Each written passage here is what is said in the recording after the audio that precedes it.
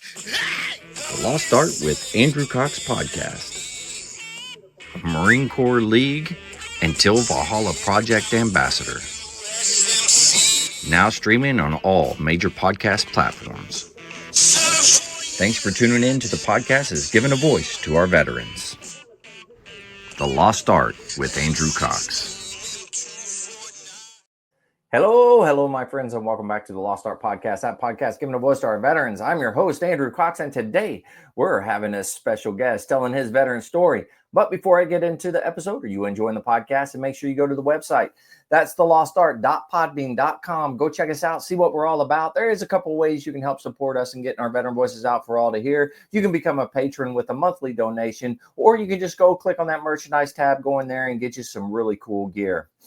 Also, a big shout out to the Till Valhalla Project. They're out there doing amazing things. If you don't know anything about that organization, go check them out at their website. Even if you do know something about the organization, go check them out again. They do have some awesome gear that you can get to help support them and what they've got going on as well. That's tillvalhallaproject.com.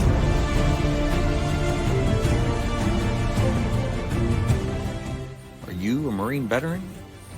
Are you missing that bond you had on active duty? Then I have a place for you.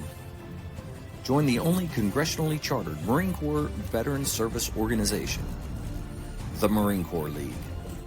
Get that brother and sisterhood back in your life. Become one of the fewer, the prouder, a Marine Corps League member.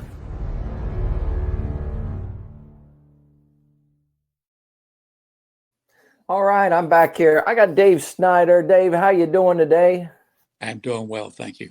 Awesome. Well, Navy veteran. So I'm excited to have a Navy guy on here. It's been a while since I had a sailor. So it's always good to hear the other branches of service and what you all do in that as well. So I'm excited to see you here.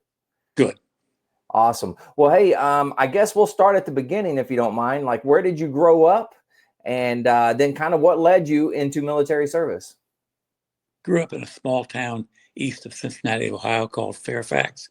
Okay. We had 4,000 residents, and I went to school there up through high school, and it was a good community. Everyone knew everyone's business. It was that small. But following that, I went to the University of Cincinnati, and I got a associate's degree right before I got kicked out. My trips to the bar allowed me a lot of classes, and that's why I got out just in front of the foot. And with that, then I had signed up for the Navy Reserves. Okay. And that would have been 1966. Following that, I went to Navy boot camp up at Great Lakes, Illinois. Okay. Went to Navy Corps School, which is for training to become a corpsman with the Marine Corps. Mm-hmm. And I graduated from there and received orders to Roosevelt Roads, Puerto Rico. Oh, okay. And I got that. Hey, real quick, before you get too far down the road, I want to kind of hit some of these and talk a little bit about them. So can you talk a little bit about your boot camp experience? Like, what were the good and the bad, the lessons learned from boot camp? What do you remember? Well, you mustn't tell any of my friends of this, but my boot camp lasted 2 weeks. No kidding. I had listed as a reservist, and my contract was first year be meeting at the Reserve Center. Second and third years would be active duty, and then fourth to the sixth year would be on call, so to speak. Okay. Wow, that's interesting. Yeah, what did I learn? Don't sneak candy in. All right. Well, that's really cool. So 2 weeks, though, you were able to finish it up in 2 weeks, and that was because of the reserve contract? Yes. Yeah. Okay. And then from that 2 weeks, then also included two more weeks on a destroyer escort in Philadelphia, the USS Snowden. Wow. 244. I got a great memory. Anyway, that was a nice gig for 2 weeks. But I really didn't want to become a sailor after that. Yeah. The experience on a ship, it's not always the most glorious of places to be. Not at all, especially when they had you chip and paint. Yeah, yeah, that's a good point. Yeah. So then you went to Corpsman School. So tell me about Corpsman School. What was that like for you? Types of things you learned, and what was good, what was bad. Well, it was 16 weeks long, and when I got there, we grouped together, Hmm. and the second class came in and with a clipboard, and that was a sign of authority. The clipboard. Mm. And he started yelling, doing this and doing that, and we finally got organized. But it was my experience at Corps School. Um, I was made the Master at Arms for the company, and I asked the oh, I can't think of the guy's name, our active duty leader from school, who's Hmm. going to help us get out of there. Anyway, I'm starting to mumble, but I asked why he selected me to be his Master at Arms. Yeah. He said, "Well, you're the senior reservist, and you're big enough. You should be able to get the job done."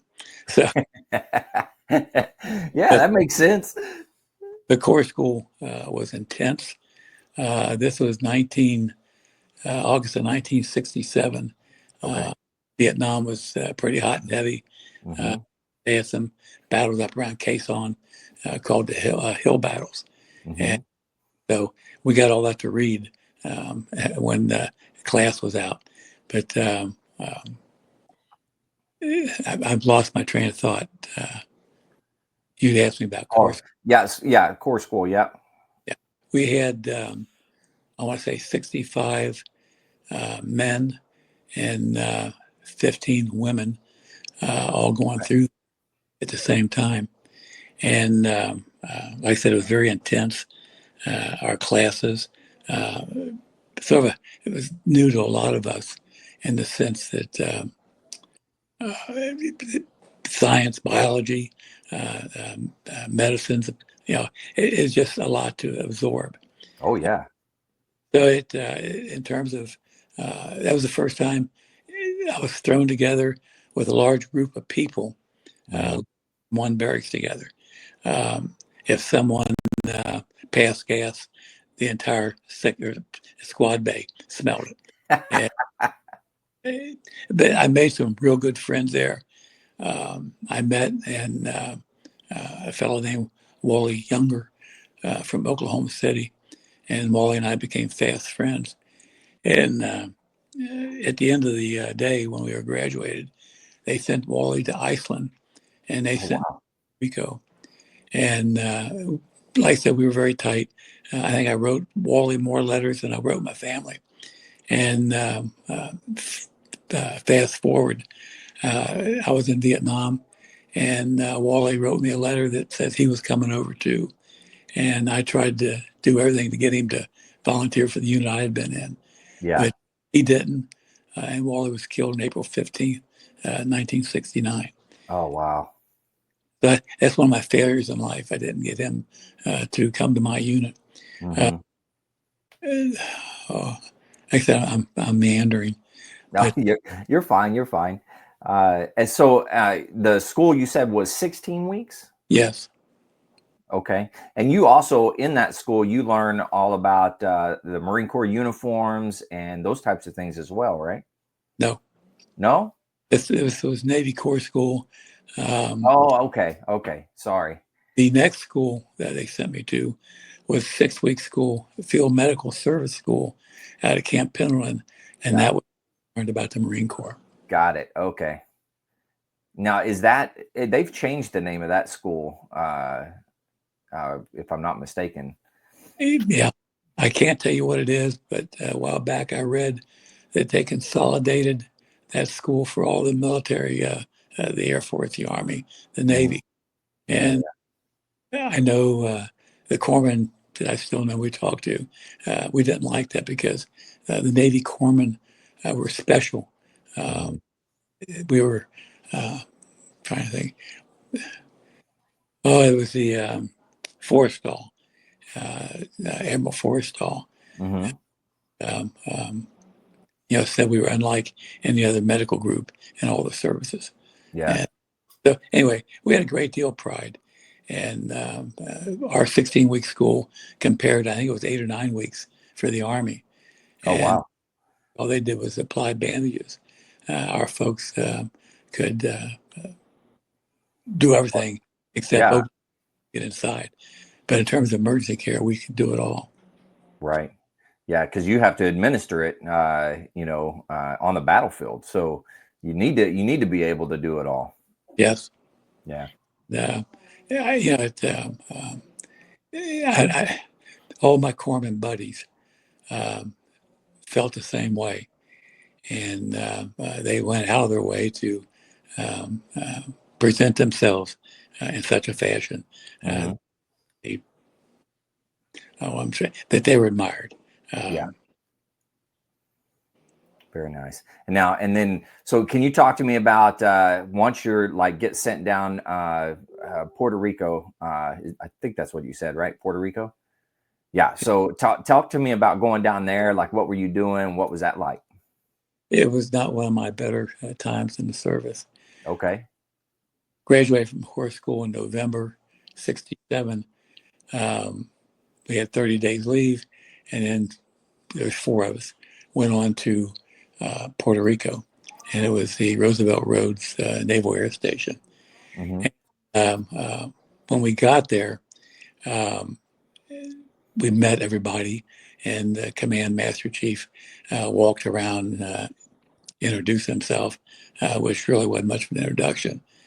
And we said about our work assignments, and they put me in the newborn nursery.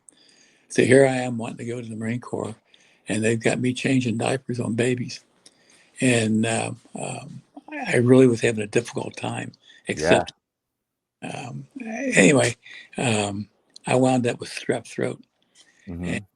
I stopped taking my medicine, and because I wanted out of there, I couldn't stay in the nursery Yeah. with throat, and they figured out what I was doing. The medicine they were giving me should have knocked that infection out right away. Right. So to the Master Chief's office, and I knocked three times on the door sill, and went in, and he wouldn't even look at me. He was looking at his desk, and slowly raised his head, and he said, "You're not taking your medicine. What the f is wrong with you?"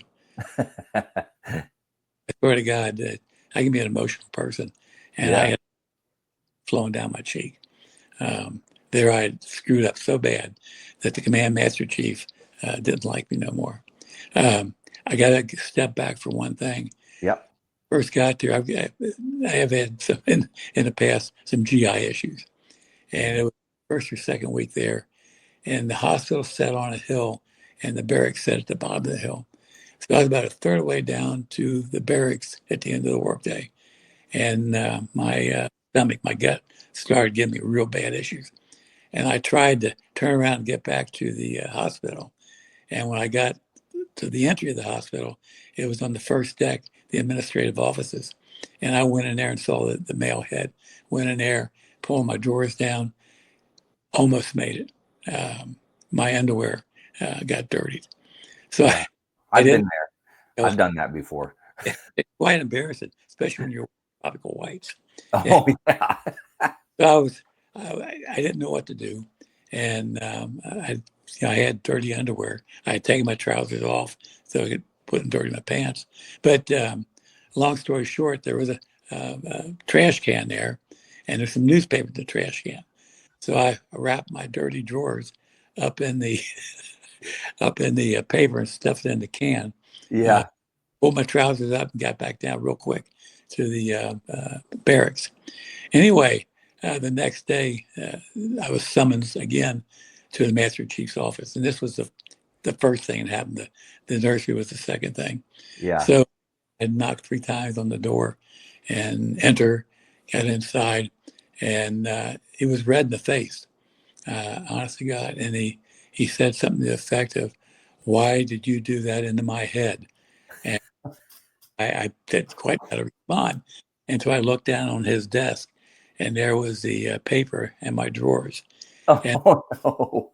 and the drawers were opened up so you could see my service number. I'm sure you remember everything. Oh They yeah. put your service number on it, and that time he was very irate and back. So then I went back. I'd already pissed him off twice. I didn't have a job because they took me out of the nursery, and they sent me down to the airfield. And my job, and hell, I died and gone to heaven. My job was to sit in the Cracker Box ambulance when they were doing air ops, and just sit there and read a book, and then at lunchtime drive in, pick up the chow for the firefighting crew, go Yeah. back out, start reading my book again, and it was 24 hours on, 48 hours off, and this was Wow. January, maybe mid-January, and that's when the Tet Offensive was going on in Vietnam. Hmm. The whole country was erupted in fierce battles. Right. Uh, all of a sudden, and then on February 14th, Valentine's Day, that's why I can remember it. February 14th, I was told to meet wherever in the hospital, and there was 3 or 4 of us, and we were told that we were being sent to field med school because the Navy, in all its wisdom, needed to refill the losses of Army and Marines. So we got another 30 days leave, which gave me 60 days leave in a 5-month period. So I really had a big IOU in my pocket. But so with that, I was the only person being sent that had less than 2 years. And I had not even 2 months at that point, getting close. Uh, Okay. um, I did what I could do, which was wait until I got the travel orders to send me back home, and then from there to Camp Pendleton for field. Hmm. And that was my introduction to the Marine Corps. And finally, I'm happy I'm there. Very nice. And now, what unit did you actually go to when you finally went to Marine unit? Okay, I wound up with 1st Reconnaissance Battalion in Vietnam. I got there in July of '68, and I served 7.5 months with them, and then 3.5 months with 1st Medical Battalion. And after a couple of weeks in 1st Medical Battalion, I was very upset that I left 1st Recon. Um, it was it was just a horrible place to serve with what we Mhm. dealt with. So, Yeah.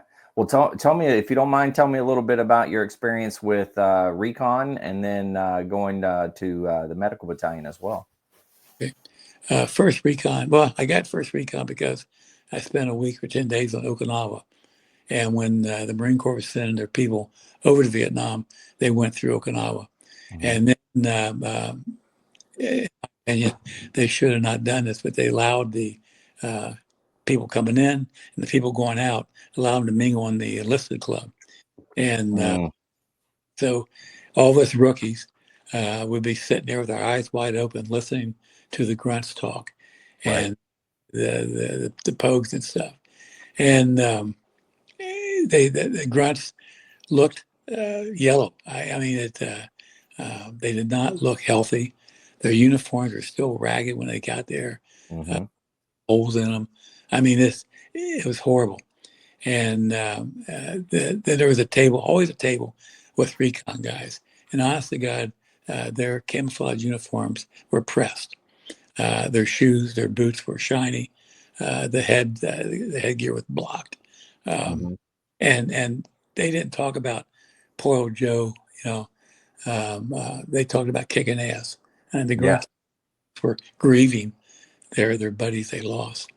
And so a couple mornings later, a couple days later, we were put on a flight from Okinawa to Da Nang at the Air Force airfield. Hmm. And uh, we got there like 1 or 2 in the morning, and they sent us into some barracks. And like 5 or 6 o'clock, a couple people were running through the barracks telling us to get up, get up, get up. It's time to gather in the tent. Well, they had this huge tent, and there was a bunch of people sitting in there. And the idea was they had all the records, and they also had a list of what units needed corpsmen. Mm-hmm. Um, so then they introduced a fellow by the name of, well, I want to say white, but I won't swear to that. And he came out, and he was about 5'10", and his uniform had been pressed and starched, spit shine boots, jump wings on his left blouse. Yeah. And when he walked out, his back was ramrod straight. He walked out. He says, "I need corpsmen for first recon. Who wants to volunteer?" My so damn my cap off. No way did I want to go to the grunts after what I'd heard. Right. So that's how I got to recon. And I did 22 patrols in 7.5 months. And in fact, there was, from the time that recon was in Vietnam, there was 240 odd corpsmen. Mm-hmm. Each of these corpsmen, there was a spreadsheet that a friend sent me. And in the spreadsheet, it listed by name who was a corpsman, when they served, and how many patrols they ran. And they had Right. the Excel spreadsheet, I don't know, the spreadsheet by month, month and years. So you could look down, yeah, Dave Snider ran 3 patrols in November of '68. And off to the right, it added them all up. So I had 22 patrols, and Wow. myself and about 5 or 6 other people were number 12 in relation to how many patrols we ran compared to the rest of the group. So for Wow. 7 I'd run a bunch of patrols, and the patrols would last anywhere from 2 days to 2 weeks. If we're sitting on a hill somewhere, we could do that 2-week business. Right. I, how do I put it? I was so proud to be with Recon. My biggest problem I got there was will they accept me? Mm-hmm. And they put me in a team called Mayfly. That was the team name. And boy, I had a cast of characters. Uh, I've been doing some writing, and all my reports, I'm very familiar with the guys and their names. And our tail end, Charlie, was a Puerto Rican out of New York City, lean, mean, and sometimes you could understand him. And his buddy on the team was a guy named Kellum, George Kellum. George was our point. His nickname was Short Round because he was 5'4". Don't know how he got in the Marine Corps. But out of all of our teammates, he was the meanest of them all. And I asked him one time, I said, "George, didn't you get picked on when you were growing up?" "Dak, I learned early on to pick up a 2x4 and whale their ass." And I swear to God that you believed it. George was the point, and we always said he could smell the VC. It kept us out of a lot of trouble. Right. Now, my best friend was a fellow by the name of Cuenca, who was Cuban. He escaped the Castro regime and wound up joining the Marine Corps. Then we had a Mexican out of somewhere out southwest, and his name was Contreras. And I think he had the best nickname of all, which was Lollipop. And he was a good man. Next to me in my bunk was a fellow from Detroit named Lamontang, and he was our primary radio guy. And those guys carried some heavy duty stuff. Oh yeah. Wait, um, the radio they used was called the Prick 25, PRC 25, Mm-hmm. and but they talked about it as being a prick. And I think it was like 20 pounds. Plus, they had to carry an extra battery, plus their own weapon and rounds and armament. So, Mm-hmm. and then probably one of the most notable. This guy was about 6'4", 6'5". And the first time I met him, I was talking to someone, and I could feel somebody coming up my backside. He started talking, and he was a Jamaican. And my mind immediately flashed he was a black Jamaican. I turned Yeah. around, it was a white Jamaican, and Huh. the family had lived there back in the colonial times. And Big Jim, I've gone to visit him a couple of times out in California, and he's a good man, and he was a guy that you knew he couldn't wait to get out of the Marine Corps. And when I caught up with him, he'd retired as a gunnery sergeant. No And kidding. Wow. my Puerto Rican friend, Mario Morales, Mario retired as a master sergeant. And Wow. if you start putting the guys up in line, you would not have picked these two. Is but that group is good memories. Good. Wow. And so your patrols, you said, could last anywhere from a couple of days to a couple of weeks, and you would spend some time on some of the hills out there, like as a OP type of thing, Right. correct? Yeah, the rocket defense for Da Nang was 3 or 4 mountains that the Recon would have an OP on, Mm-hmm. and a lot of the teams, at the end of their time. But they were sitting up, the recon teams were sitting up there, and they really couldn't do anything except when they saw a flash of a rocket coming out of the Mm-hmm. valley, they somehow could pinpoint where that was, and then they would try to put artillery rounds back in there. Right. The shortest patrols was where you got shot out of an LZ, and they might have lasted 2 hours max. Um, Oh, wow. the but the patrols on foot be anywhere from 7 to 9 of us. We just walked around. Um, if you read the op order, look for trails, look for supply routes. But that always said that. So we wander around. We had an entry point and an exit point, Right. and hopefully we wouldn't get into trouble. If we got in trouble, we were in trouble. Because, Yeah. but even those patrols, there's some good memories. Um, we, we were in a place called Leash Valley, and we were moving along to a point that we were going to be extracted at the next day. And all of a sudden, McQuaid, the patrol leader, we were in a big field of razor, what do they call it, razor. Anyway, the type of grasses that would cut you bad. Oh, okay. Anyway, Max stood up and motioned for everybody to stay down, and I could see him working with Lamontagne, talking to someone, and then the word came back with whispers that there was a grunt unit somewhere close ahead of us, and we certainly didn't want to walk into them and light each other up. So, Yeah. so anyway, it took about a half hour before because the communication was us to back recon to the grunt units to the grunts in the field. And it's Right. a long time to get the information across. But finally, Max stood up and motioned the whole team to stand up. And we walked very softly, very slowly up on this little plateau and where the grunts were staying. And we felt, I think we had, like I said, 7 to 9. And when we got up there, it was a grunt company. I mean, we're talking 100-some people. And we felt fantastic, to be able to spend the night and then, maybe sleep. But Yeah. so we were hooping and hollering and recon Aruga. And some lieutenant come bounding over and he told us to shut up.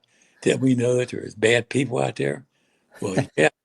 And but I've got a whole lot of admiration for the grunts, um, what they did over there, what they had to do over there, uh, Right. how long they stayed in the bush, the losses they took. Like I said, I'm so happy I wasn't a grunt corpsman. But Mm-hmm. anyway, so their lieutenant assigned us foxholes, and, we got extended a day because of the rain. And so again, we were very polite. We did what we were supposed to do. We stood our watches. And the next day, they told us they could get birds in to get us out of there. So we're waiting. All of a sudden, somebody said, "There it comes." And Max said, "Okay, saddle up." And that's when we started yelling and screaming and hollering. Well, we showed our asses for sure. But you think about it, a helicopter's getting ready to come in, and our yelling is just not going to alert Charlie. So Yeah. it was a good patrol. Wow. Yeah. Hooping and hollering because you were ready to get out of the standing fire watch. Yeah, you better believe it. It was yeah, it was an exciting time. Very cool. Now, are there any moments or times over there that's kind of memorable for you? Yes, one of my not fond memory, but one of my memories that I'll never forget. Mm-hmm. We were up at Dong Den. Dong Den was one of the OP hills, and it was 868 meters, and I believe that's a little over half a mile tall. It's where in the daytime you burned up, at nighttime you had your field jackets on. Oh, And wow. we were alerted that we had some bad weather coming in. Mm-hmm. So we're sitting there waiting for the bad weather. The rain starts. It's very warm rain. And so everybody's stripping down and taking showers.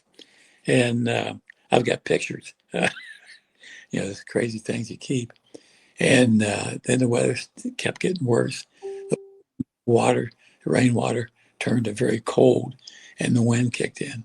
Well, it was Typhoon Bess, Bess. And so for a day and a half, 2 days, we had these ferocious winds, blew the outhouse off the hill, ripped up a bunch of not ponchos, big plastic. I'm sorry, I'm having trouble remembering some of the names. One of the tents or something? Is that what you're talking about? Tarpaulins. Oh, And okay. there was a permanent radio operator on Dong Den, permanent that they rotate every 30 days, and their cover, their bunker and Radio Shack was quite nice compared to what we had Mm-hmm. because they made their home. And then when they switched out after 30 days, they beautified it. So it was a Mm-hmm. nice hole compared to what we had. But Right. I remember we were using Navy guns out in the Bay of Da Nang, Mm-hmm. and we had asked for support with flares. Mm-hmm. Uh, and so they would, they wanted to make sure they had the range and stuff. They fired 3 or 4, and when these things flew over us, it sounded like a rusty gate swinging back and forth, and you get that sound. And the flare would just be bright white. Um, and so we lasted.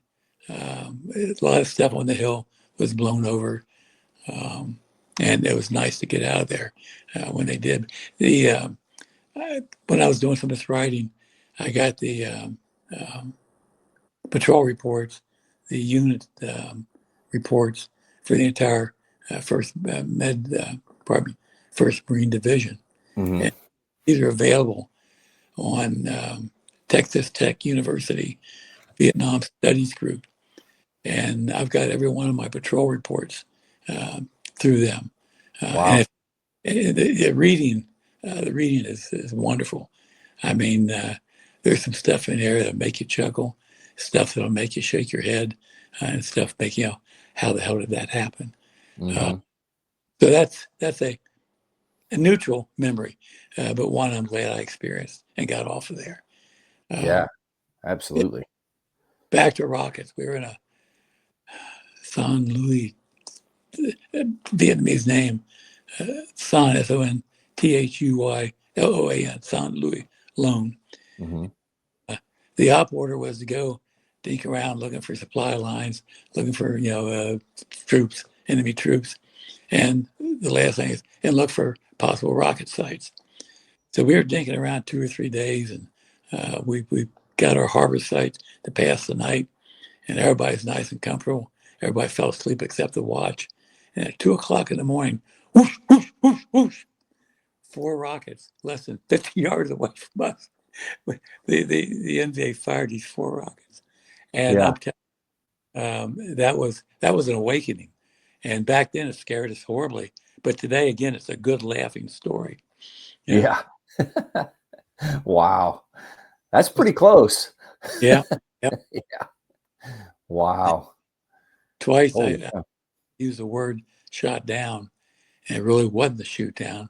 We were being chased and trying to get to an extract zone, and uh, the 46 came in and landed about the same time we were hitting this clearing, and we were climbing over the tailgate to get into the 46, and the fire, ping, ping, ping, ping, holes in the sides of the aircraft.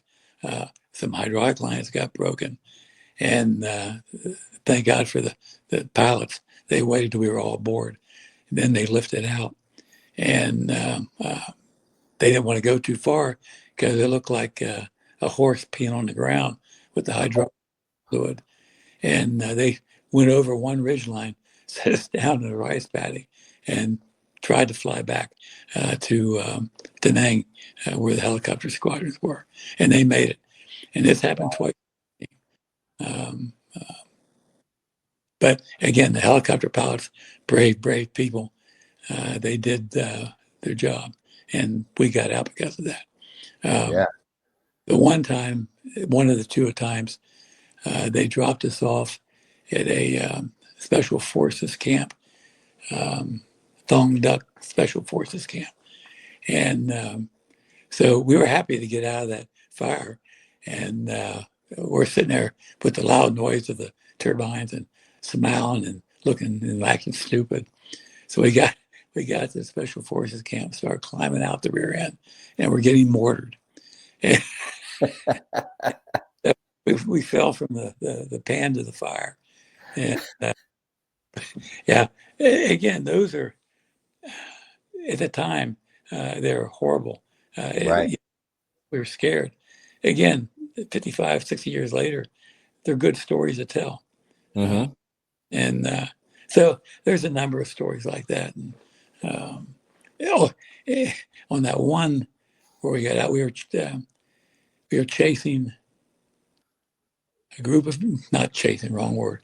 We were trying to catch up to a group of NVA. The story, we were in a place, might have been Leach Valley, I think that's what I said. And we had the rookie sitting out just off the trail Mm-hmm. section. And all of a sudden we hear the clink, clank, clink, clank of somebody with equipment moving towards us on that trail. Yeah. And we talked, everybody had the same thought. Jesus, we hope Andros didn't open up. You know, we could tell by the noise there was more of them than us. And thankfully he didn't. He let them go on by. But there was a white man in the group, and the only person who saw him was Andros, but we had no reason to disbelieve him. And he said he was up front in the group, moving right along. And there was another team out of Alpha company, and they had the same problem, but they had point-to-point contact, Mm. and they shot the white guy because they heard him yelling. Then there was another one. I found this one on the first MARDIV monthly report. Another instance of a white man being observed. So out of three, there had to be at least one of them. Yeah. And the one that my buddy had firefight with, certainly that was for sure. Wow. Hmm. Now, did you ever figure out where he was from, the white man? No, they got away from us. Yeah. We tried to catch up to him. Mm-hmm. They were moving right along. Wow. Wow, that's interesting. So, so you spent how long with Recon before you got transferred over? 7.5 months. 7.5. So my last bet would have been 4.5 months. The tour was 12 months, except for the Marines. And the Marines did 13-month tours. They were telling the Army, the Navy, and the Air Force to shove it. We're badass. Now there were a lot of people that would ship over too. They would just kind of stay over there. Yes. Yeah. There is all the stories are coming to the head here. There was a Hawaiian, Gunny Poo. That's how he was known. And Gunny Poo is a legend in Recon. He was there 5 times. One of the times he led a provincial unit of Vietnamese. And Gunny Poo, his method of operation, they'd insert, and he would go looking for someone to pick a fight with. The rest of us, we'd insert, and we get out the hell out of that zone right away. We were there to have firefights. We were there to get intelligence and stay safe. But Gunny Poo passed away about 10 years ago, and I helped his wife go through the process of having his ashes buried at sea. Oh wow! We were out at a get together out in Las Vegas. Together, and we get as many recon there as we could. And Gunny Poo was sitting on the couch next to me about mid-morning, or after midnight morning, and we'd all had a little bit to drink. And at the time, I was leading tours back in Vietnam, and I was trying to get Gunny to go back with me on one of them. And all of a sudden, he started shaking, and the head was going left and right. Donk, if I did, I'd kill him again. Whoa. I've met some wonderful characters in the Marine Corps. Wow. Yeah. I mean, it's definitely some eye-opening experiences for sure. We had, in fact, it was my last patrol, and they're sending us to a place called Dodge City. Dodge City was all rice paddies. There's a place called Ganoy Island, which was a hotbed of enemy. But there was 9 of us, and instead of being inserted by helicopter, we were going to walk in, which none of us cared for. Yeah. Part of the walking in, we had to cross the stream. So our assistant team leader at that time, Vince Ocampo, another Mexican from out west, wonderful guy. Anyway, he tied a rope around himself and had someone hold his 16.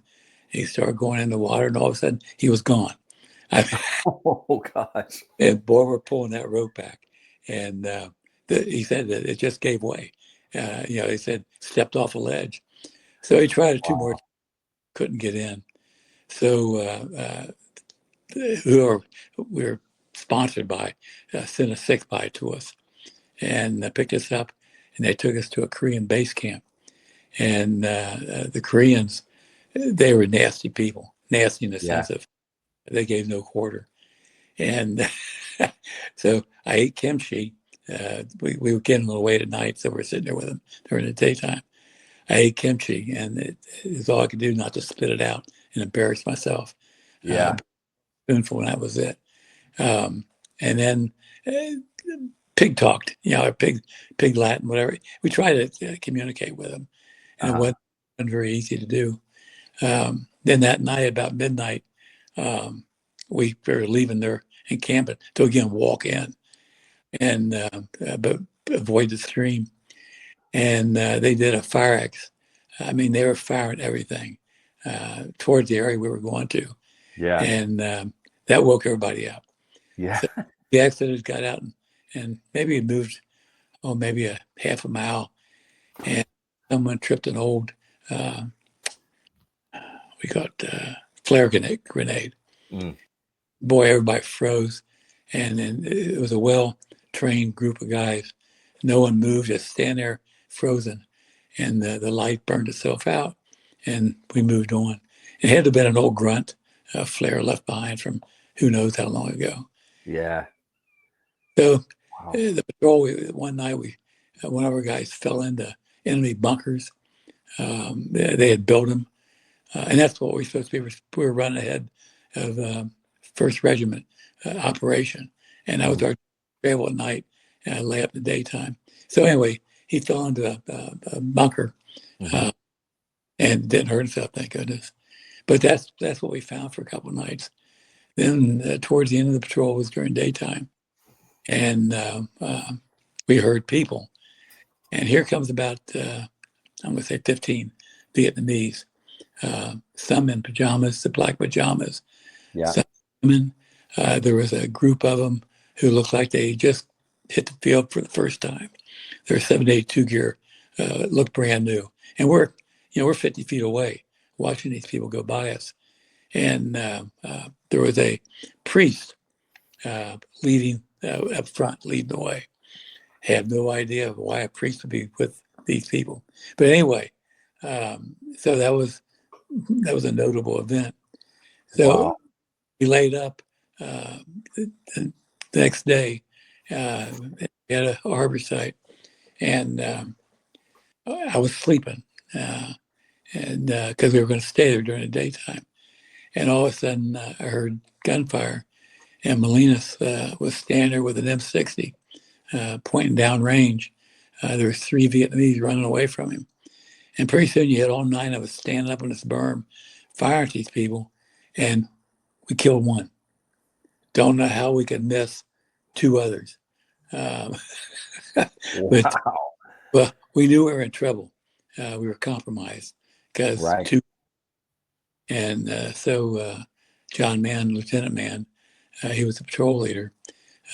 He told the point man, get us out of there. And so we were running across the rice paddies, going from hillock to hillock.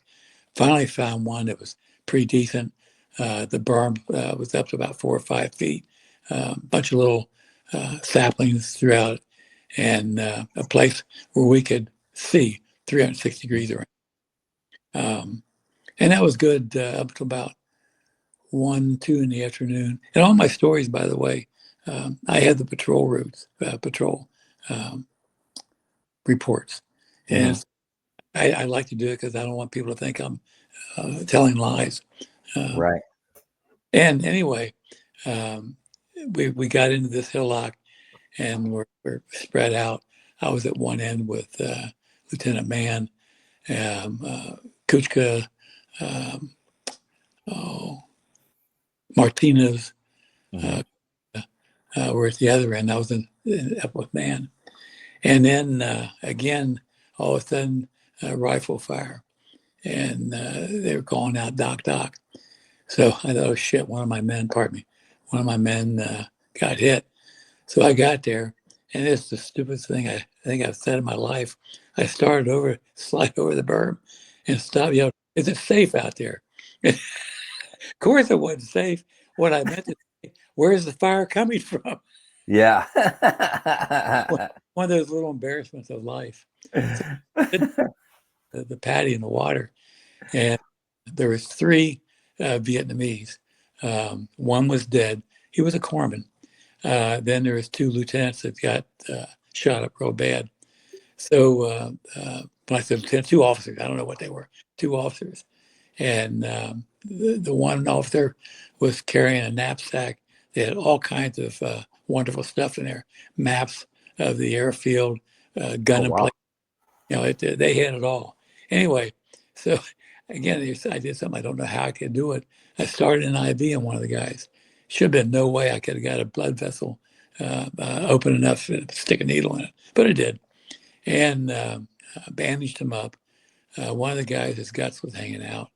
The other got shoulder shot and got in the lungs. So we dragged him up onto the hill. I refused to give him morphine. I didn't know what was going to happen. I'll save it for my people. And so we were good again for about 2 hours. And then from a tree line a while away, fire just opened up. And they found us. They knew where we were. Went on for about 3 or 4 hours. And initially, they were cutting those sapling trees down. And we were firing back. And at that point, neither one of us the enemy or us, were using very good fire discipline. I mean, everybody's shooting full automatic.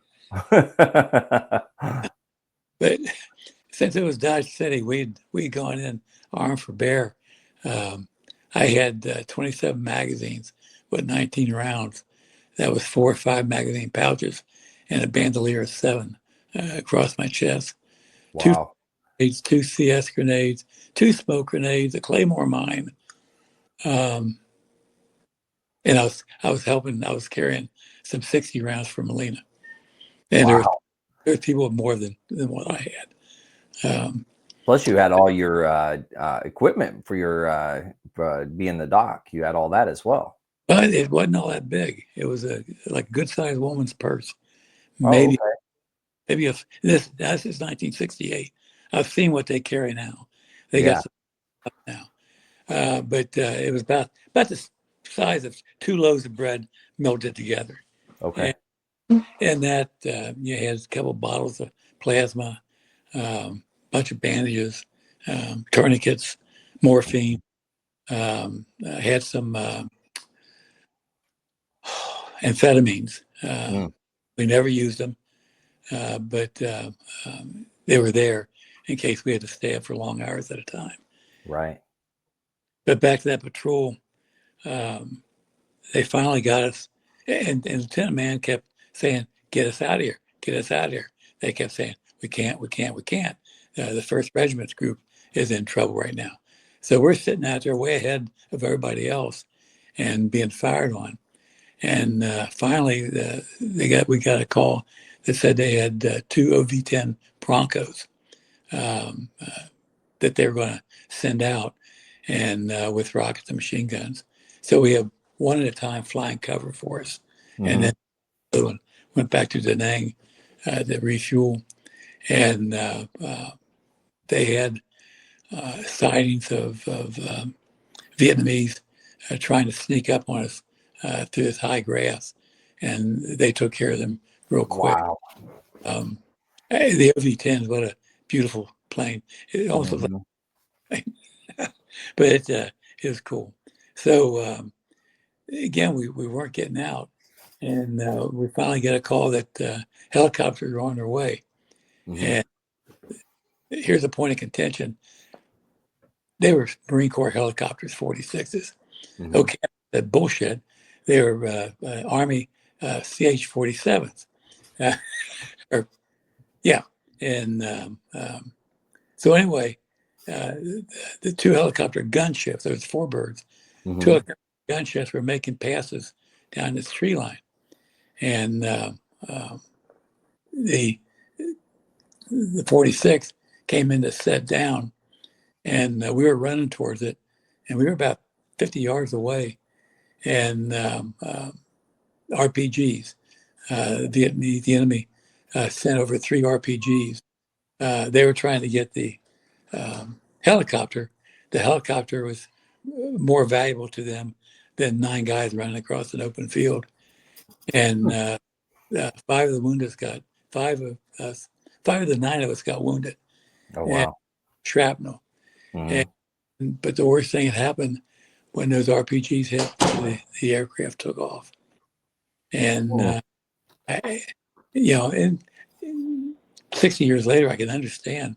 I can still be angry about it. Yeah. But so he took off. And there we are, standing in the middle of the damn rice paddy. And we're just having a mad minute. We're firing everything we got. Not even sure where we're firing it at. And Cuenca almost walked in front of me. And that would have been a tragedy. But the two gunships came back around, and they hung on either end of the tree line, and just pivoting back and forth, spraying that entire tree line. And Wow. oh, it was a sight to see, I'm telling you. But yeah, so we got um, we there was 2 of the prisoners that had lived. Only one went out with us, and we took them to NSA, the Naval Support Activity Hospital. Hmm. That then we flew back to Camp Reasoner, which was where our home. And it's when guys or teams get and that kind of stuff. They had steaks for us, corn on the cob, strawberry Yeah. short, and Wow. yeah, they really treated us right. So that was Yeah, the that's worst. a good deal. Now, at that point, so when was it that you got transferred from there? I'm sorry, what was that now? When did you get transferred from Recon? February In 6th. February? When I got there, I was a second class petty officer in E5 Hmm. and with field experience. And so they stuck me in triage. Triage is where all the casualties come through. Right. And selected, told me that I was going to be a triage supervisor. So I had the day shift, and there was between days and nights, there was 20 corpsmen, and we covered day shift with a whole bunch more than the night shift. The Right. night, not that many casualties be coming in. Hmm. Day shift, it's hard. Some of the stuff I saw, and I can't give you any accounting of time. I can't give you uh, any other um, specifics. Right. But when we had a 46 coming in, and the pilot's radio had ahead and said they had a KIA, they need 4 people to unload, some such nonsense. And we're wondering, why is the pilot asking for, you know, 4 people to unload a KIA? Hmm. Well, we saw it approaching, and there's something hanging underneath it. And when he got to the end of the runway, and he's staying about maybe 15 feet off the deck, moving forward very slowly, and hanging underneath him, we found out in about 10 minutes, was a pilot, helicopter pilot, who got shot down and got fried to the bottom of his ceramic seat. Mm. And yeah, it's fried bacon, fried human. Um, his jaw was in rictus, is open, screaming. No details on his face. It was like melted. Wow. That was probably the most horrible thing I saw over there. Wow. But Man. one time we had 19 KIAs come in on a 46, 19 stacked like cordwood, and Wow. I was normally I'd supervise it with that many. I had to get my hands dirty and work. Yeah. So I was helping unload, and I picked up I stick my hands on our guy's armpits. My buddy grabbed him by the ankles, and we started, and we were just pulling him apart. Um, then we had another guy come in um, who was very close to an RPG exploding and lost a whole cheek off his ass. Um, often, Whoa. yeah, I've often wondered how did he get through life. To me, that'd be a very debilitating injury. Yeah, I would think so. Yeah. Then Wow. I called the red-headed boy, and he was a frail Marine. Looked like he might have weighed 130, 140 pounds, and he had tried to overdose. He wanted out of the bush. He wanted to go home, and he tried to cut his wrist. Very faint cuts. He really didn't want to kill himself at that point. He wanted to go home. Hmm. Um, so I didn't quite know how to handle a suicide. So that's one of the few times I went and got the physician on duty that night and had him come out, and everybody got nasty with the kid. Uh, Hmm. I felt sorry, but you know, I, as you looked at him, I asked him, why are you wanting out of here? He said, I'm going to kill somebody. I'm going to have someone killed because I don't want to shoot anybody. I don't want to do this. I don't want to do that. So you'd be dragging a 40-pound guy who's worthless. So anyway, the doctor said to the Marines that brought him in, take him back, gave him extra duty, put him back in the field. And then, I don't know, maybe the week, 2 weeks, 3 weeks, 4 weeks later, they brought him in again. And this time he was dead. He had taken a handful of a drug called chloroquine primaquine, the anti.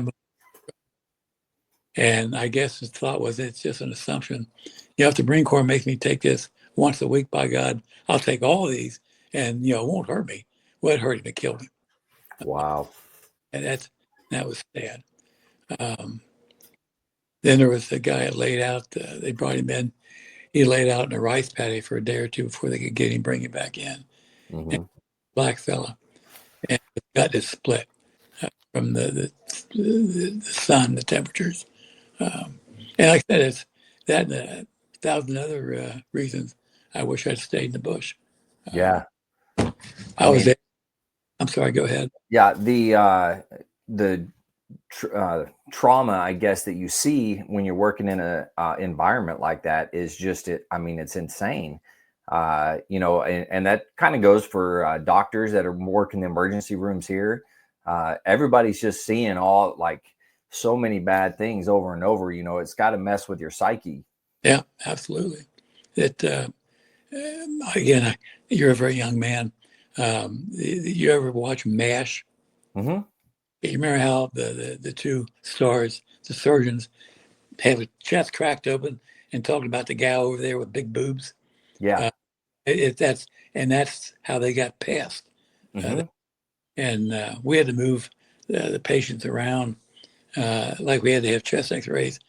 We'd take him back in the X-ray room, lift him off, put him in front of the machine, bring it in, and he's screaming at us, "You're killing me! You're hurting me! Stop! What are you doing?" And we acted like it didn't bother us. Yeah. To get through that. But it was different. Mm-hmm. I was there when they brought my team in, Mayfly. It was June 21st, 1969. They were being inserted into a place called Elephant Valley. And at that time, I had one good friend still on the team and two of the other team members that I'd met. It was a war that you didn't go over in units. You went over as individuals, and Mm-hmm. you individuals. So the team was made up of people I really didn't know, but it was Mayfly, my team. And one of my good buddies named Bosco. And they got shot down in Elephant Valley. And I found out about 6 months ago, talking to one of the guys who was on the bird. It was two birds. Oh, And wow. he said that they just flared up going in and got hit in the underbelly with a RPG Mm. and hit and rolled down the hill. And then he told me, he said, the previous day, they had tried to insert him on the same damn hill and got shot out just like the day they got killed. And Oh, why wow. would I guess it was S2, I don't know, why would they do that? Send Yeah. it to the same place that they got shot out the day before. That didn't make a bit of sense. No, not at all. That was a real bad day for me. Uh, Mm-hmm. I the Catholic priest who spent a lot of time in triage came up to me and put his hand on my shoulder and said, "Dave," and I whipped around and shoved him away. He was a skinny little guy. He went head over heels, um, and I got lost for a day or two. Yeah. Um, yeah, those, I wish to hell I'd never left. Mm-hmm. Yeah. Wow. And that was the team that you were on is what you're saying that came back through. With my team, Yeah. if you're with a team, even if you were no longer with them, that was your team. Yeah, absolutely. Yeah. So Holy cow. Now, looking back at all the time that you spent there, were there lessons learned or things that you learned, maybe not at that time, but later in life that you could look back on and kind of see, I guess from a different light, if you will. one of the things I learned, and somebody would say I punch them out, but when I see one of my teammates or a good friend at the end of the conversation say, "Love you, brother," and I subscribe to the thought that you're not dead as long as someone remembers you. Mm, You live. yeah. And so yeah, I learned that. It's put me in good stead. Um, I guess I became very comfortable with who I was. Hmm. Um, Going back to Recon, I was a valued member of the team. Um, I was a rifleman first, a corpsman second. I couldn't Right. say, but waiting for somebody to call me, hey, doc. And I like that. Hmm. I felt to be just like them. And, so I feel good about that. I never let anybody down. And that was my biggest worry on my first patrol. Am I going to fit in? Uh, Right. how will, will they accept me? What do I got to do? I really worried about that. Hmm. And because I wanted to be accepted. And there was one patrol in terms of self-confidence. Um, we were going up a hill. It was a former OP, recon OP, and all of a sudden, here comes a Vietnamese from the other side. We we saw the head, then the shoulders, and the body, and he hadn't seen us yet, and we're all screaming. And the M79 guy shot a couple rounds up there, and then the lieutenant put us on line, and away we went over the top of the hill, and then we stopped up there, Hmm. and it wasn't lieutenant, it was a sergeant, was the patrol leader, and he was talking to a fellow. This was going to be his last patrol. He was on his way home, and the patrol leader came over and said, "Look," he said, "if you would wait till everybody gets out of here or gets past into that tree line, then you come on in." So I became the tail end Charlie for 20 minutes, um, Wow. and then he asked me if I would walk point. Because again, it's a bunch of rookies we had, and a guy wanting to go home. And Yeah. so for about an hour that afternoon, and then the morning for maybe an hour going to the extract point. So there was a corpsman who walked tail end Charlie and point all in one. All in, Wow. uh, Man, but that is a confidence booster. You're right. I mean, for them to have the faith in you to be able to walk the point and tell in Charlie, that's a good deal. I relished it. I really did. Yeah. Um, I'd had dreams way back when I was a kid. I watched too damn many Audie Murphy movies, and I wanted to be a doctor, but I wanted to be a Marine. Hmm. And as I got older and older and doing some checking, I found out I could be a Navy corpsman assigned to the Marines, and that's the route I took and why I took Yeah. Yeah. Well, and now, how long did you spend? 13 months total over there? 12. 12. And then, Marines had to spend 13. oh, okay. That's right. Yeah. Yeah. Yeah. The attached Navy went under the Navy rules. Yeah. Yeah. Yeah. So when you, was time for you to rotate back, where did you end up going and what were you, doing at that point? I had to go back through Okinawa, Hmm. and from Okinawa they sent me back to boot camp in Great Lakes, and I was on a line. There's four different lines, and a corpsman at the end of each line with a syringe with a titanium needle, um, doing skin tests. The one I was doing was for tuberculosis. And you Oh, insert the needle just slightly under the skin and put maybe a smidgen, I can't think of the exact term, of antigen in there. And then okay. later, if it reacted, then the person had either been exposed to TB or had it in the past. Yeah. And so you had a syringe that was full. And between each rookie coming through, you'd put the antigen in, take your syringe, and hold it under a Bunsen burner till it turned white hot. Squeeze a little more antigen through it, and then did the test. And sometimes we were all working so fast, forgot to squeeze the antigen in it to cool it down. Um, Oh, yeah, jeez. it wasn't done intentionally. I wouldn't do that intentionally, but anyway, that was my job. 2 or 3 Okay. hours a day, And then the rest of the time I was on my own. Oh, They wow. they being the administration. I don't know if they even knew I was there. No one ever talked to me. I didn't want to talk to anybody. Yeah. Uh, I, I think I was the only Vietnam veteran in that administrative group. And why would I want to talk to them? They had not seen anything. And that Yeah. was the attitude. Um, it was not a, at first I felt alone. I had bought a brand new car, 69 GTO. Hmm. And anytime I wasn't doing something, I was out in the car. Yeah. Uh, every weekend, I'd leave Thursday night and coming back Sunday night. Liberty didn't start till Friday. Oh, wow. But I just had the feeling, you know, nobody's Yeah. gonna, nobody's gonna care. Yeah. And now, I mean, you were processing a lot of stuff during that time as well. Yes, Yeah. yeah. Now, did you have like somebody to be able to talk to and kind of help you through that?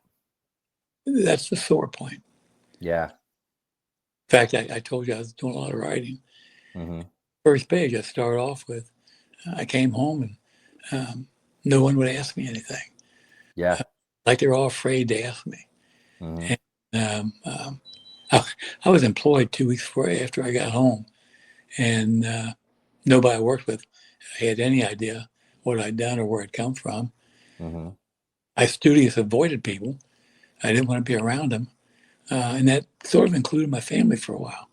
Yeah. Uh, and then uh, when I got out, I had my reserve time to do, Hmm. and there were some people in there that I became very close to. We went to everybody's weddings, funerals. We had picnics every year. We had winter parties, and we were tight. But no one asked me about this. Yeah. Didn't ask them or tell them. So it was a Mexican standoff. Hmm. But that sort of hurts. Um, you know, the family didn't know what to say, what to ask. Again, I truly believe they thought I was going to go berserk. Um, and to this day, the only people, my wife knows some of what I went through. Right. But again, I wish I had something to unload. I had somebody to unload one way Right. back. I have PTSD, Hmm. anger issues, even Hmm. 35 or 55 years later. I have anger issues. And in fact, one of the reasons I'm doing this writing is I want my children and grandchildren now to maybe get a little understanding of why I can be the biggest ass in the world. Yeah. Uh, I'm very defensive with my family. Don't you even cross in front of my family. Uh, Hmm. and friends, the same way. My friends are family. And that's just the way it is. Right. Yeah. Absolutely. And I think I like to say things have progressed over time, and they're putting things into place now where those that have gone to combat, seen things come back, now they have somebody that they can talk to. There's more organizations that are out there, nonprofits, those types of things that are there for individuals with PTSD and just trying to cope with different things. And then, of course, a lot of veterans, they turn to alcohol and drugs as well. So there's a lot of organizations out there to help with that also. So I think I won't say it's 100% cured, because I don't think we'll ever get there, but it's at a much better place now than it was. I've been searching for my teammates 20 years. Uh, Hmm. and I have not found Contreras. I have not found Martinez. Um, Molinas, Gore, George, Cuenca. I found Mac McQuaid, Jim McQuaid. Uh, Hmm. and we can get together. I mean, we're all over the U.S. We can still get together, and it's important to me. But anyway, um, trying to think of my train of thought where I was heading. But I mean, Oh, oh yeah, go ahead. it. I'm sorry, I've totally lost it. That's okay. I was going to say that having those core individuals that you were with and being able to go back and have conversations and discuss all the things that had happened, it has to be therapeutic. Very much so. Yeah, very nice. Well, shoot. Now, once you got out of the Navy, what was it that you did? Well, I stayed in for 30 years. Oh, okay. So I did retire as a Master Chief, and I'll double damn guarantee you, I did not act anywhere like that Master Chief in Puerto Rico. He did not know how to treat people Yeah. horribly. Now, were you active duty or reserve or? 3 years reserve, 27. Pardon me, 3 years active duty, 27 reserve. Okay. And As you a, stayed in the medical field?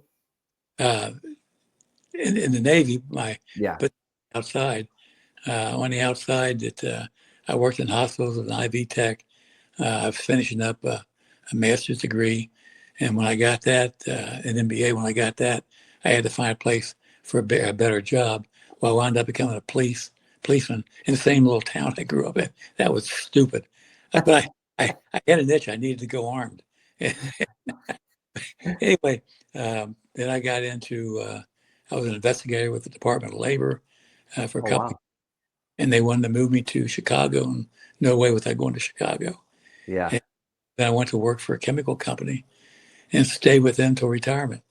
And um, I was a director of human resources, which yeah, it was okay. And that's where I met my wife. She was Okay. one of the, and we got a good relationship. Um, in the Navy, I had some fantastic jobs. Um, 91, 92, I was the senior enlisted representative on the Naval Reserve Healthcare Flag Council. 7 admirals and myself, and we travel all over the U.S.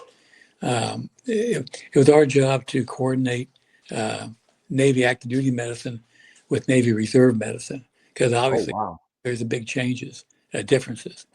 And Yeah. so for 2 years, I'm not sure if we ever accomplished anything, but 2 years we we visit cities and go to reserve centers and you know act like big shots. Yeah. Yeah, that was a good gig. And then I was the command master chief for two uh, fleet hospitals, Uh-huh. uh, Fleet Hospital 19 and Fleet Hospital 7. And that was, they were attached to the Marine Corps. So it was almost like a field medical school or a field hospital, but it was much bigger. And they were, Where were they located? one was in Ravenna, Ohio, and Okay. the other Fort Dix, New Jersey.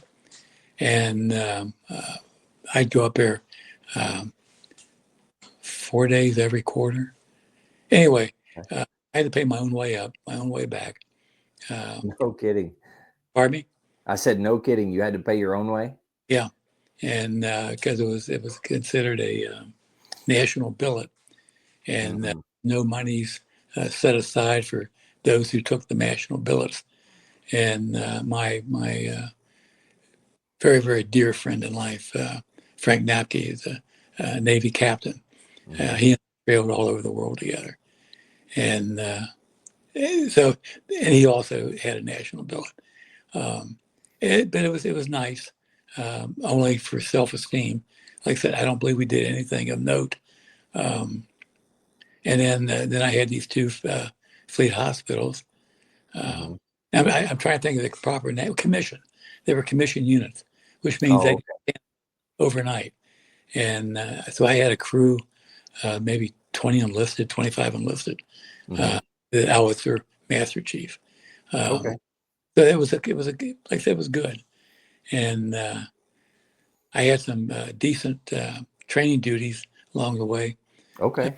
The big blizzard in 76, 78, something like that. And Hmm. we went to Grayling, Michigan. And we were learning how to ski, long country ski or Mm. big, long skinny ones. Anyway, we were goofing around and we were in line. And our instructor was a corporal. And he did not like the fact that we were goofing off. Well, there was a couple officers and senior enlisted, but he got above and beyond himself. He screamed out, "Give me 20 with your skis on." That's a good, yeah, I like that. Oh, that's awesome. So, I mean, you did some pretty cool stuff though in the reserves as I well. had, So, I had a hell of a career. yeah, wow. Now, what were some of the other duties that you had while you were in the reserves? Um, well, when I got home and got in reserves, or went back to my contract, started my reserve duty. Um, well, I ran the sick bay on my Mhm. week. I had 7 or 8 corpsmen assigned to me, Mhm. and that turned in, who could go hide the best. And we had a couple of older chiefs, Korean War era, and Yeah, they would slip out in the daytime or in the afternoon and get a little snootful. Um, it was interesting. It was a collision of young guys and old guys. yeah, But we liked them. Um, then after that, I was the Master Chief of a lot of various units. Um, I spent time again back with the Marine Corps. I had a unit in Dayton that was a MP unit. And okay, I provided myself to them when they needed a corpsman. And then we had one in Cleveland, one in Columbus, one in Cincinnati. They were the 4th Marine Division. I can't think of what regiment. They were assigned to the 4th Marine Division, okay, the Reserve Division. Um, boy, the rest that's a blank. Like I said, it was nothing really exciting until I until I started running with the Admirals. yeah. Well, that's always exciting getting to right. You show up someplace and you're with an admiral. People tend to jump, huh? Well, almost embarrassing. So uh, you had to explain to some people that you're not in a position to help them get promoted. Please, yeah, Yeah. and that yeah.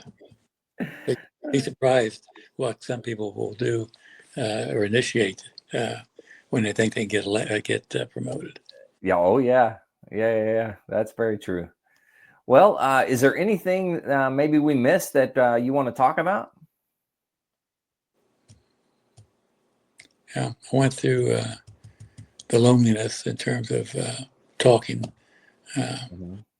and I've got we're a military family, and the oldest son flew F-14s and Naval Academy graduate, and he's got 4 daughters, and one of them right now is going through University of North Carolina, um, Okay. an ROTC scholarship, full ride, and she Wow. wants to go in the Marine Corps, Very and nice. she's the one that's interested. She's had me send her some of my writing, and so I got at least one of them out there interested. Yeah. Yeah. Yeah. We've got a son who is a captain in the Marine Corps. His fiance is a captain in the Marine Corps. Both of them just got off active duty, and they're setting up their civilian life. Uh, Okay. I feel like I've forgotten a military member. And my dad drove landing craft, North Africa, Salerno, and in Sicily. Anyway, Wow. and I enjoy reading about military stuff. Uh, Hmm.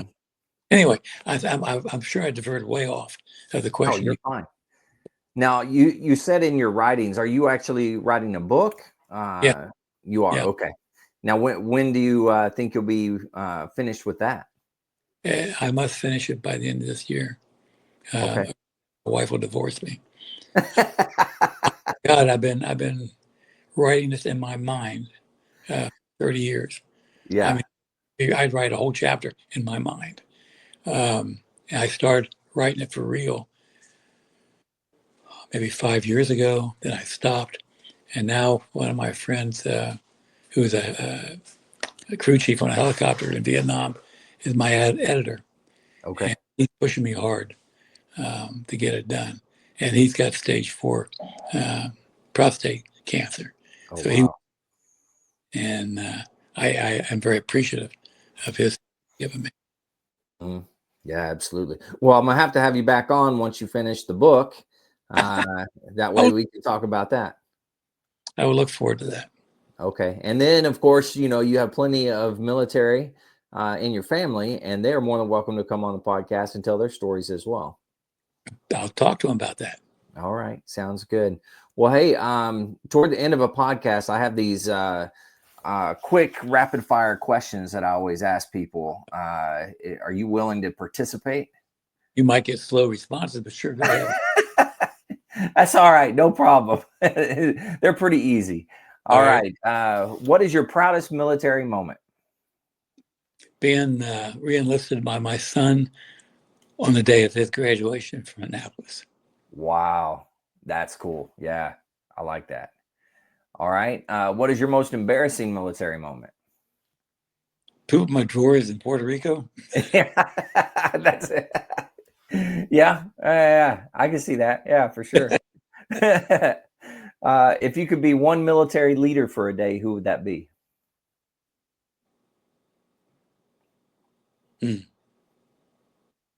Colin Powell. Ooh, okay. Yeah, that's a good one. All right. If you could change one rule in the military, what would it be? Oh boy. Don't mess with the military. It's running well. Yeah. I can't think of any rule that I would change. Okay. Yeah, that's okay too. I think it runs pretty well myself, personally. Yes. What is one lesson or skill that you learned that you still use today? Treating people with respect. Yeah, that's a good one. Yeah. I got promoted many times because the people beneath me did their job well. Yeah, absolutely. Treated them with respect. Yeah, absolutely. All right. In the zombie apocalypse, what would be your weapon of choice and what anthem would be playing? Oh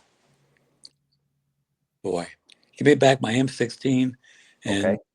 let's listen to the Marine Corps hymn. Ooh, I like it. Okay. Yeah, that's good. That's good. All right. What animal best describes your time in service? Oh my goodness. A bulldog. Oh, okay. I was what the Navy would call a rate grabber. I was always wanting to move up in the system. And every opportunity I could get ahead, I took it. Yeah. All right. I like that. Yeah. All right. Let's see. Which branch of the military has the sexiest uniforms? The Marine Corps. Okay. All You know, right. as foreman, we wore the Marine Corps uniform, all except the dress blues. Yeah. I was very proud to wear that uniform. Yeah. And it's I don't know. The whites, I don't know how anybody can do it because my whites would be filthy dirty all the time. I couldn't keep them clean. We do the white trousers for staff NCOs. Never, ever could I keep them clean. It was horrible. I don't know how anybody can do it. I'm sure there's tricks. I just never learned them. I never had it either. What branch of the service is the best? But you know what answer I'm going to give is the Marine Corps. Okay. All right. I'm digging it. I like it.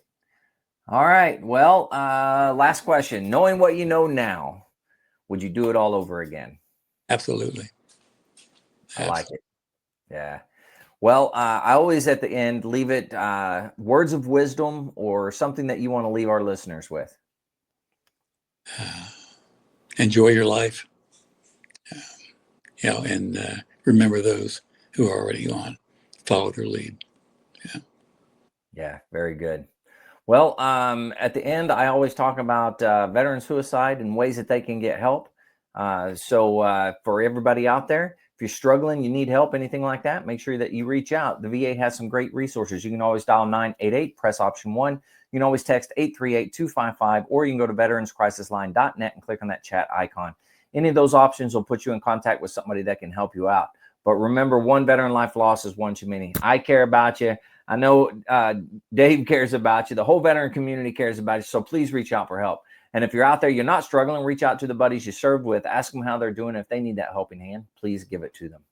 All right, one last time, thanks for coming on. I truly appreciate it. To all the listeners out there, stay motivated, change your socks.